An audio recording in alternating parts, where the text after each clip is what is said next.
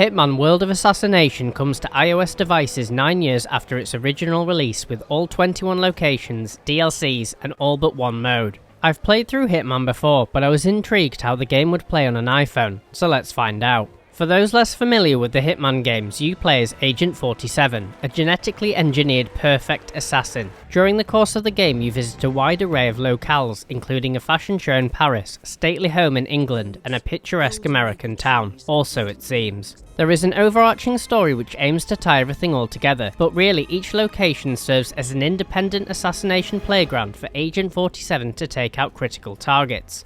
The way in which you dispatch of them, however, is up to you.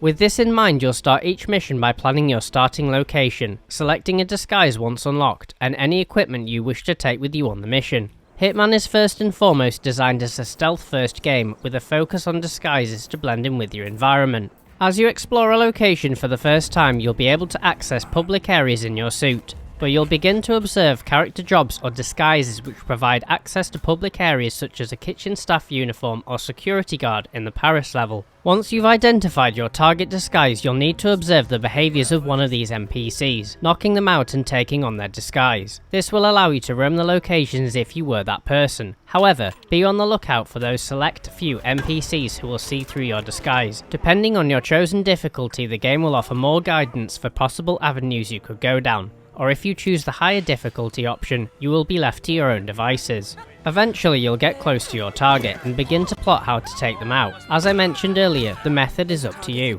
Each location has some rather obvious opportunities which tend to be linked to the level's big spectacle, but there are often some more creative options hidden away.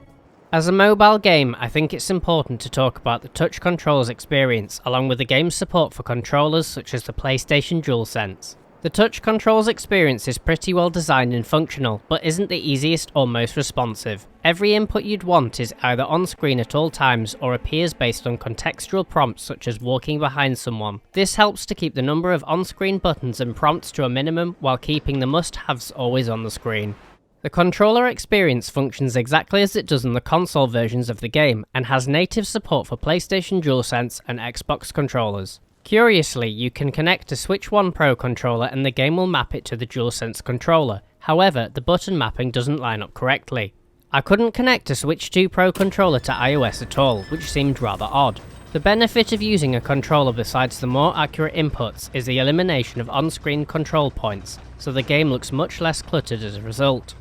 I found the controller experience to be much more refined, accurate and overall much nicer to play, but if all you've got is your iOS device, then the touch controls seem about as good as you could ask for.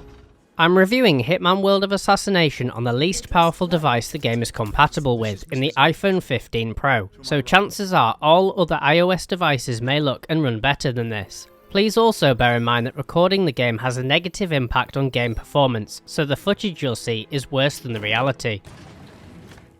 There are 4 graphics options the player can adjust. These are frame rate, adaptive supersampling technique, 3 settings related to the temporal variant of metal effects, and reflection quality. Straight away I put the frame rate to 60 frames per second and turned off all other settings. In this configuration the game looks rather low resolution and pixelated. Turning on either spatial or temporal metal effects has a positive impact on image quality. The spatial variant is less taxing but isn't as extensive. While temporal metal effects is more expensive, it can produce a far more appealing image to my eyes. In my testing, temporal metal effects provided the best visuals on any of its 3 quality settings. Performance mode had the lowest impact on the game's frame rate, so this is what I'd recommend using. The balanced and quality modes do seem to provide a slight further improvement to image quality, but began to tank my iPhone 15 Pro, so perhaps use these if you have a more powerful iOS device. Mirror reflection quality is a bit of a funny setting. It affects literal mirrors but also floor reflections. Turning this setting completely off leaves a rather vague and inaccurate reflection for mirrors.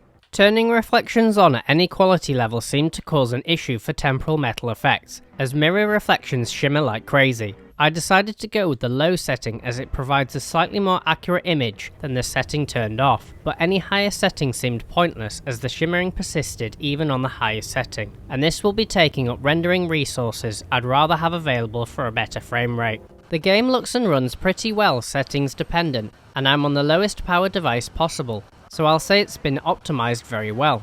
There are periods when the game struggles on my iPhone 15 Pro while playing the game for review, but these seem to relate to specific effects and stress points, so cleared up once these were off screen or had moved to a less taxing area. On my iPhone 15 Pro, the game doesn't look or run as smoothly as the PS5 version, but it does a seriously impressive job at getting close most of the time. One of the cool things about the iOS version of Hitman World of Assassination is you don't have to buy the full game at the ridiculously overpriced £70. You can purchase individual locations as I did for this review. Additional modes such as the Contracts, Arcade and Sniper Assassin modes are all present in the package, but the game notes that the Freelancer mode is coming soon. Hitman on iOS is an impressive showing, especially on the weakest supported device. It's as fun as ever to play and I recommend picking it up, at least in parts.